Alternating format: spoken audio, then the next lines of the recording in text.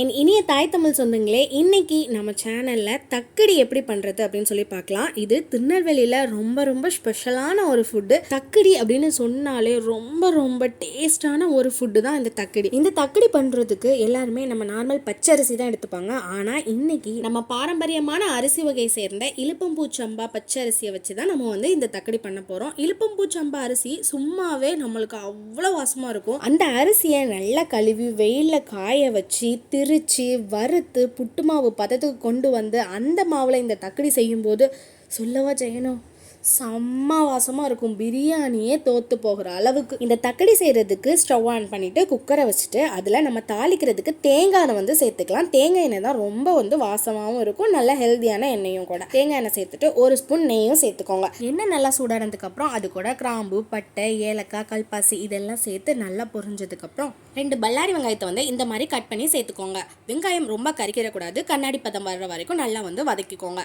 அதுக்கப்புறம் ஒரு கொத்து மல்லி இலை, ஒரு கொத்து புதினா ரெண்டுத்தையும் சேர்த்து நல்லா இதே மாதிரி வதக்கி விட்டுருங்க. இப்போ 2 தக்காளி இந்த மாதிரி வெட்டி வச்சிருக்கேன், அதையும் சேர்த்து நல்லா மிக்ஸ் பண்ணி விட்டுருங்க. நல்லா தக்காளி குழஞ்சு வரட்டும், அந்த அளவுக்கு மிக்ஸ் பண்ணி விட்டுருங்க. தக்காளி நல்லா மசிஞ்சதுக்கு அப்புறம் 3 டீஸ்பூன் இஞ்சி பூண்டு விழுது சேர்த்துக்கோங்க. அதையும் சேர்த்து நல்லா பச்சை வாசனை போகிற அளவுக்கு நல்லா வதக்கி விட்டுருங்க. இன்னைக்கு நான் 1/2 கேஜி கறி எடுத்திருக்கேன், அதாவது எலும்பும் கறியும் சேர்ந்த மாதிரி எடுத்திருக்கேன். ஆனால் மேக்ஸிமம் இதை மட்டனோட தலைக்கறியில் பண்ணுவாங்க, அதுதான் ரொம்ப டேஸ்ட்டாக இருக்கும். இன்னைக்கு ஆனால் நான் எலும்பும் கறியும் சேர்ந்த மாதிரி தான் எடுத்திருக்கேன். கறியை நல்லா அந்த இஞ்சி பூண்டு தக்காளி வெங்காயம் அதிலேயே நல்லா மிக்ஸ் பண்ணி கொஞ்சம் நேரம் விட்டோம்னா லைட்டாக தண்ணி பிரிஞ்சு வரும். அந்த டைமில் நம்ம வீட்டு குழம்பு மசாலா நான் 2 ஸ்பூன் சேர்த்துக்கிறேன். அப்புறம் மஞ்சத்தூள் 1 ஸ்பூன் சேர்த்துக்கிறேன். கரம் மசாலா ஒரு 1/2 ஸ்பூன் சேர்த்துக்கிறேன். உப்பு தேவையான அளவு சேர்த்து எல்லாத்தையும் நல்லா மிக்ஸ் பண்ணி விட்டு அந்த எண்ணெயிலே ஒரு 5 நிமிஷம் நம்ம மிக்ஸ் பண்ணி விட தண்ணி நல்லா பிரிஞ்சு வரும். அதுக்கப்புறம் நல்லா மிக்ஸ் பண்ணதுக்கப்புறம் தண்ணி கறி முங்குற அளவுக்கு சேர்த்து நல்லா தண்ணி தாராளமாக சேர்த்துக்கோங்க. ஏன்னா நம்ம இந்த குழம்பு வச்சு தான் தக்கடிக்கு அந்த மாவு உருண்டை பிடிப்போம். அதனால இந்த குழம்பு அதிகமாக இருக்கணும். அதனால தண்ணி நல்லா தாராளமாக சேர்த்துட்டு நல்லா மிக்ஸ் பண்ணிட்டு ஒரு கொதி வந்ததுக்கப்புறம் குக்கரை மூடி போட்டு ஒரு 8-9 விசில் வச்சிருங்க. அப்பதான் முள்ளு நல்லா வேகும். இப்போ இந்த கறி ஒரு பக்கம் நல்லா வேகட்டும். இப்போ மாவு உருண்டை செய்யறதுக்கு மாவு ரெடி பண்ணிடலாம். அதுக்கு நம்ம அத்தி இலுப்பை பூ சம்பா புட்டு மாவை தான் நான் எடுத்திருக்கேன். இலுப்பை பூ சம்பா புட்டு மாவை பற்றி சொல்லணும்னா சொல்லிட்டே போகலாம். அதில் அவ்வளோ ஒரு நன்மைகள் இருக்குது. எப்போவுமே நம்ம ஹெல்த்தியான ஃபுட்ஸை எடுத்துட்டோம்னா அதிகமாக டேஸ்ட் இருக்காது.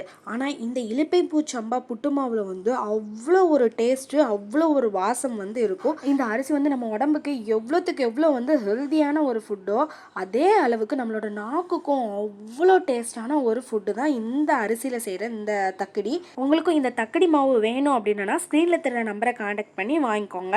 இப்போ இந்த தக்கடிக்கு தேவையான அளவுக்கு மாவு எடுத்துட்டு தேவையான அளவுக்கு உப்பு சேர்த்துக்கோங்க. கண்டிப்பாக இதுக்கு சின்ன வெங்காயம் தான் சேர்த்துக்கணும். சின்ன வெங்காயம் தான் ரொம்ப டேஸ்ட்டாக இருக்கும். இதில் சேர்க்கும்போது குட்டி குட்டியாக நறுக்கி சின்ன வெங்காயம் சேர்த்துக்கோங்க.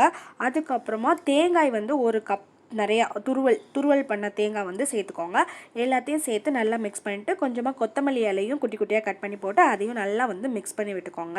அதுக்கப்புறம் இப்போ அந்த குழம்பு ரெடி ஆயிடுச்சு. அந்த குழம்புல அந்த தண்ணியை மட்டும் மாவில் சேர்த்துக்கோங்க. முள் விழுந்துடாமல் பார்த்துக்கோங்க. தண்ணி கொஞ்சம் கொஞ்சமாக ஊற்றி நல்லா இந்த மாதிரி கரண்டியை வச்சு மிக்ஸ் பண்ணுங்கள். ஃபஸ்ட்டே அதிகமாக ஊற்றிடாதீங்க, ரொம்ப கொலன்னு ஆயிரும். அதனால் கொஞ்சம் கொஞ்சமாக ஊற்றி கரண்டியை வச்சு மிக்ஸ் பண்ணுங்கள். அப்போ தான் சூடாது. கை பொறுக்கிற அளவுக்கு சூடு வரும்போது நீங்கள் இந்த மாதிரி உருண்டை பிடிச்சி எடுத்துக்கோங்க.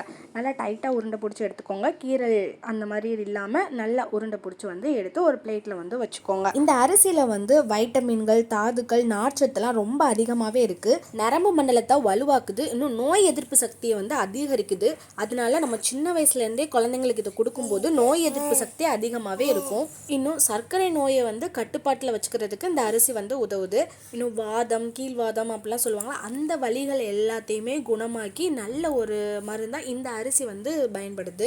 இப்போ அந்த மாவு எல்லாத்தையும் உருண்டை போட்டு எடுத்து வச்சாச்சு. மீத இருக்கிற அந்த முள்ளு கொஞ்சோண்டு குழம்பு இருக்கலாம், அதில் ஒரு 6 கிளாஸ் தண்ணி சேர்த்துக்கோங்க. தண்ணி சேர்த்து நல்லா கொதிக்கட்டும். நம்ம குக்கர்லேருந்து வேற பாத்திரத்துக்கு மாற்றிடலாம். கொஞ்சம் அகலமான பாத்திரமா இருந்தால் தான் நம்ம அந்த தக்கடிலாம் போடும்போது உடையாம நல்லா நீட்டாக இருக்கும். இப்போ இந்த உருண்டையிலேருந்து ஒரு 2 உருண்டை அளவுக்கு எடுத்து தண்ணியில் நல்லா இந்த மாதிரி கலக்கி வச்சுக்கோங்க. இந்த உருண்டை எக்ஸ்ட்ராவா இல்லை கரெக்டாக தான் இருக்குது அப்படின்னா நீங்கள் அந்த இலுப்பம்பூ சம்பா மாவுலேயே 2 ஸ்பூன் சேர்த்து சேர்த்து அது கூட கொஞ்சமாக வத்தத்தூள் கொஞ்சமாக உப்பு போட்டு நல்லா வந்து மிக்ஸ் பண்ணி இந்த மாதிரி வச்சுக்கோங்க. இப்போ குழம்பு வந்து நல்லா கொதிச்சிருச்சு. நல்லா கொதிக்கும் போது தான் இந்த உருண்டை வந்து ஒன்று ஒன்றா நம்ம வந்து சேர்க்கணும். ஒரு உருண்டை சேர்த்துட்டு அடுத்த உருண்டை சேர்க்கும் போது நடுவில் வந்து ஒரு 3 செகண்ட் 4 செகண்டாவது கேப் இருக்கணும். இந்த உருண்டைகளை வந்து நம்ம சேர்க்கும் போது தீ வந்து நல்லா ஹை ஃப்ளேமில் இருக்கணும். அப்போனா தான் நல்லா கொதிக்கும் போது சேர்க்கும் போது தான் இந்த உருண்டைகள் வந்து உடையாது, நல்லா நீட்டாக அப்படியே வந்து இருக்கும். நல்லா கொதிக்கணும்.